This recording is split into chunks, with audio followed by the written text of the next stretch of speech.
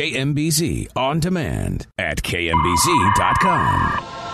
Kansas City's Morning News. Joining us in studio, Senator Roy Blunt, kind enough to be here. You've got Senator, what, a 2-week break from Washington at this point? We do. And now how do you tell based on the amount of work that's been done in Washington whether there was a break or not? Because there's not a lot getting done, but there's a lot that needs to get done. I'm glad to be home. It's always good to get a chance to be home and get a booster shot of reality. And I assume you fly. For instance, when you come here from Washington, Senator, are people awake in the control towers when you came in? They appear to be. Well, I don't know, but they appear to be awake. We landed safely. And does Ray LaHood or the head of the FAA need to step down after so many incidents? No, I don't know that they do. I think now they've already removed somebody who was in a supervisory capacity at the FAA. Mm-hmm. It clearly. This system needs to be safe. It is the safest system in the world. It's the safest way to travel in the country is to fly. But people are concerned, and they should be. At the same time, it maybe literally gives everybody the wake-up call they needed to either truly be awake or stop watching the movie and start watching what's going on that screen in front of you.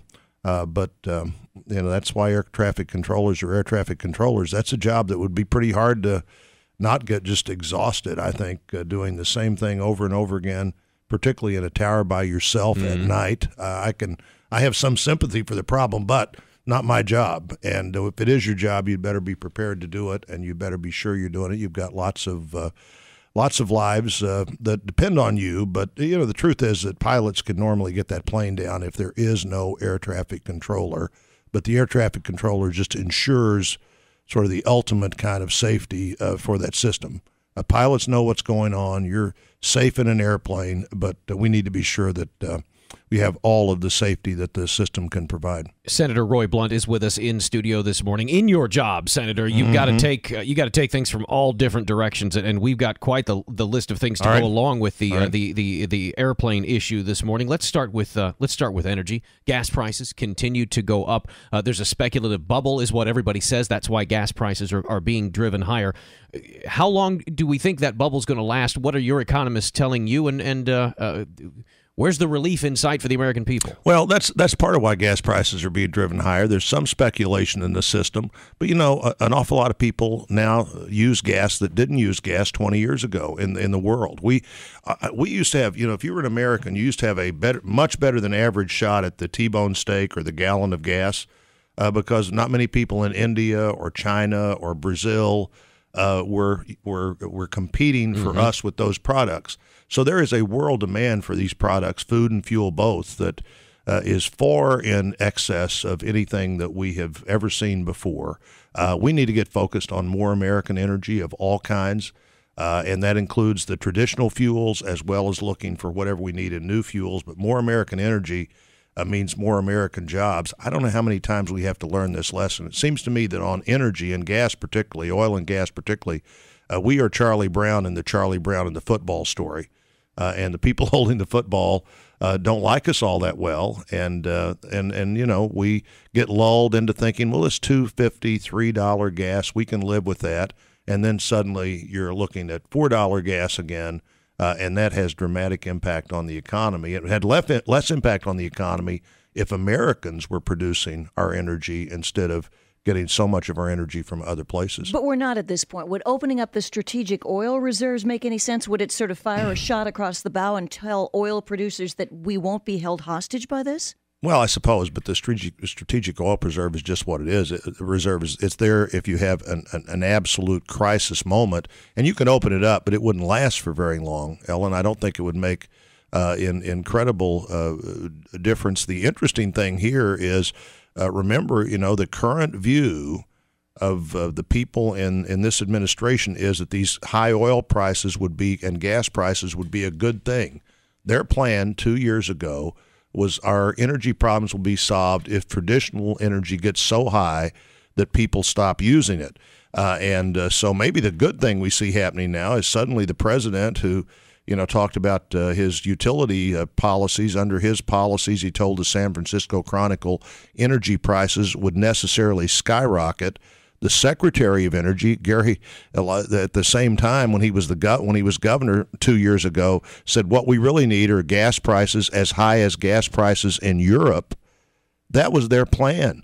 Now, the good news about even the administration talking about the strategic oil reserve and things like that is that maybe they finally figured out the foolishness of assuming that the economy benefits from high energy prices, because our economy doesn't benefit from that. It doesn't benefit from cap and trade policies or gasoline policies that try to raise the prices. We need more American energy, and we need to get focused on that. Senator Roy Blunt is with us in studio this morning. Let's get into the budget. Let's get into the debt ceiling. Let's get into talking about money here. The big one on the table in front of us right now is the debt ceiling. Is this not as big a controversy in Washington as the media is making it out to be? Is this going to happen, and therefore it just needs to happen so we can get on with our lives? Or is there truly a debate about whether or not to raise the debt ceiling? And is it a big deal on the Hill and at the other end? I think the debate, EJ, about whether to raise the debt ceiling is, are you going to raise the debt ceiling just so we can do more of what we've been doing? And the answer to that should be no. But if you raise the debt ceiling, what are you willing to do in order to get that opportunity to continue to borrow money as we work our way out of what we've been doing?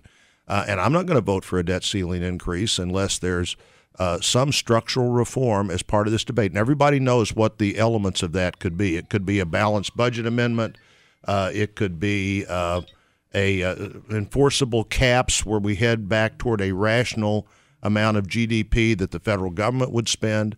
It could be biannual budgeting where we appropriate for 2 years instead of one and don't appropriate money in election year.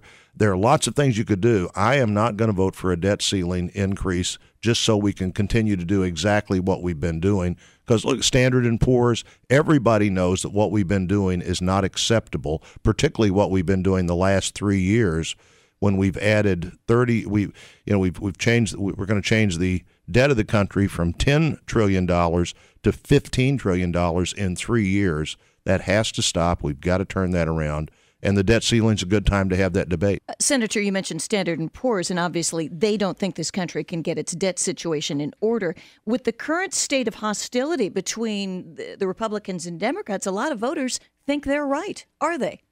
Well, we'll see if they're right or not. I think that there is a broad understanding of how big this problem is. I think it's bipartisan in the Senate, and I assume it's bipartisan in the House. We've had a couple of optional meetings that, half the senators would turn up at an early morning meeting just to talk to experts on this issue, and about equally divided between the two parties with no real pushback. I mean, everybody understands that if Greece got in huge trouble when they had borrowed 122% of their annual capacity to create product, the GDP. We're at about 90% right now, heading quickly toward 100.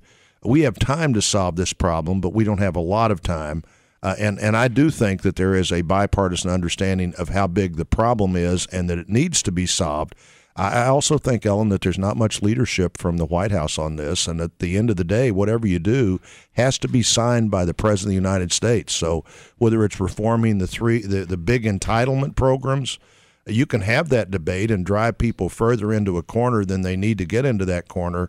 If the president's not going to sign the bill, the debate really probably actually served a negative purpose, but we need to solve these problems.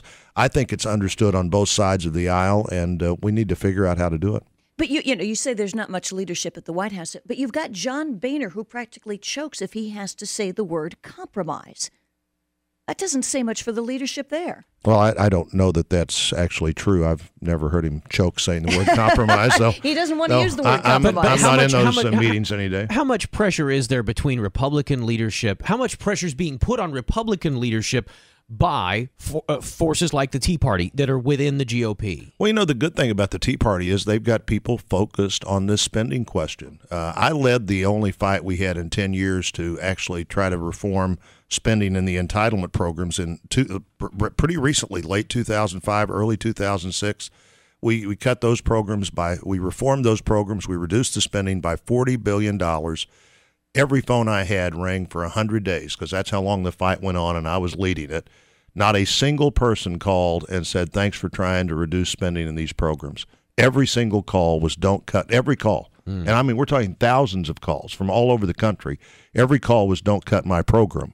What the Tea